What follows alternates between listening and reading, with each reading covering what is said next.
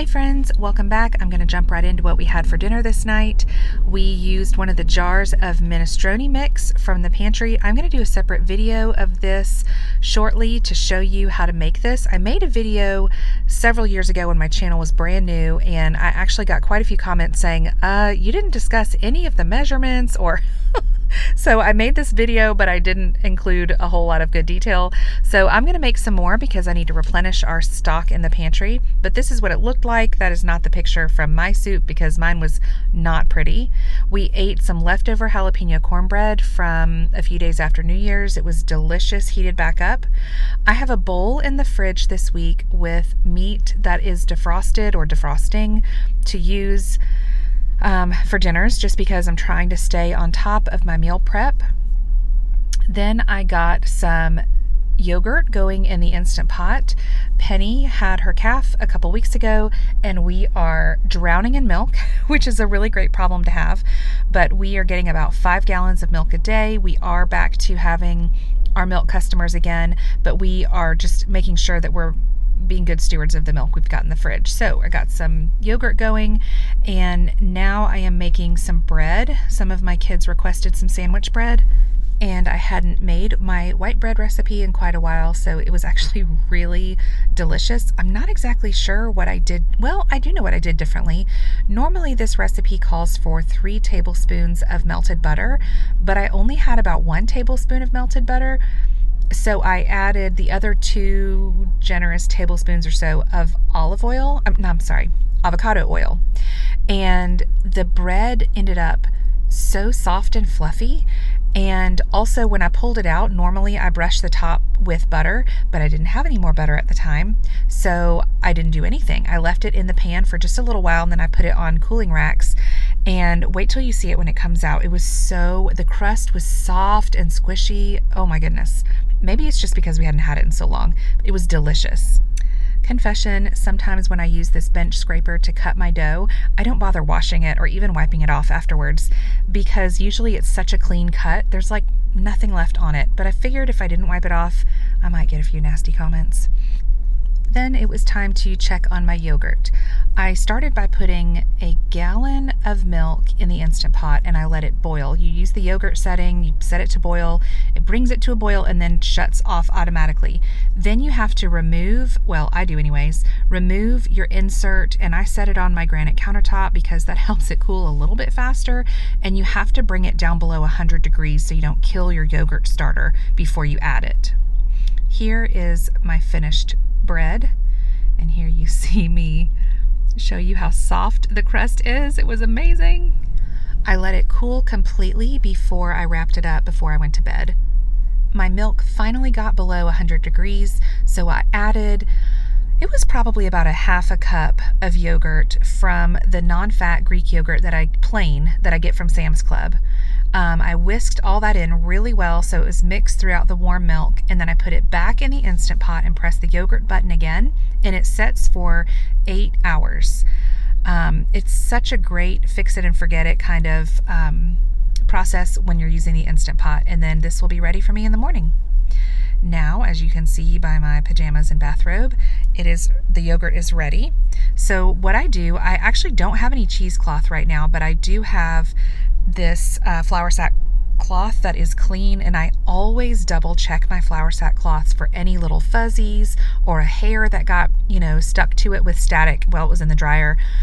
This is nice and clean, and now I'm going to dump the yogurt into here, just a cup or 2 at a time, because I want it to break up a little. The goal is to strain it really well to get a good thick yogurt before I put it in jars and stick it in the fridge.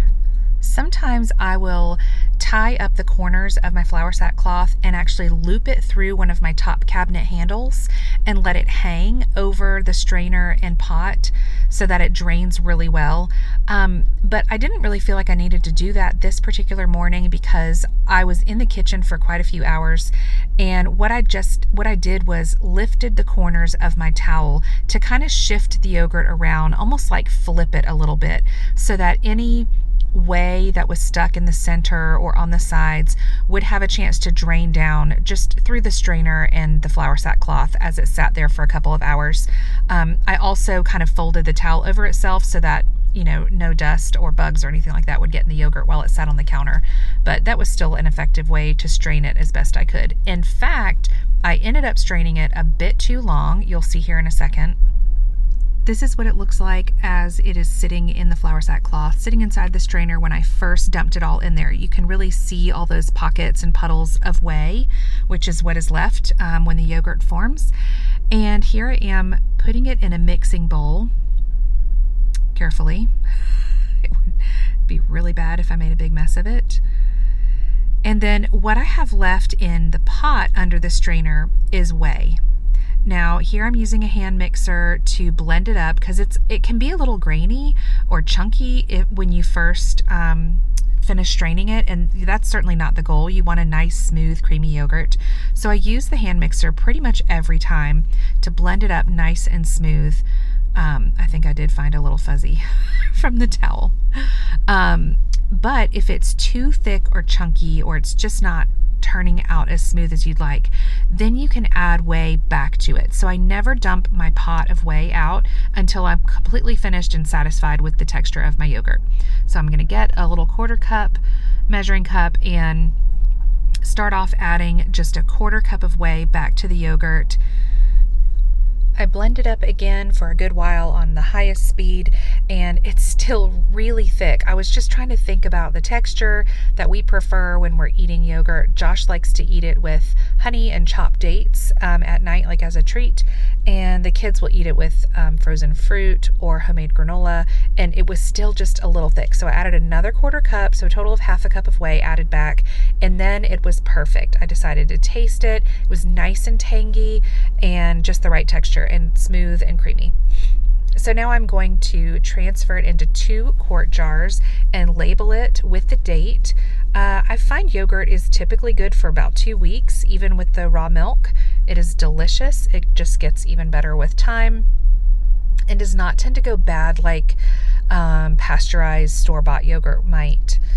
It's really good, and as long as it's nice and tangy, particularly when it gets past the 1 week mark, you can even use it as a sour cream substitute if you need to.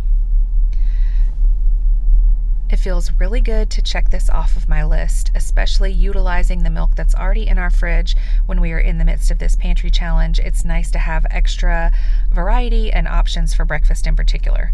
These will go in the fridge, and hopefully people will start using it right away. Since I made sandwich bread, I went ahead and made sandwiches for my school kids' lunches. I did give them the option of either peanut butter and honey or meat and cheese, and surprisingly, they all chose meat and cheese. This is a picture, I just had to laugh.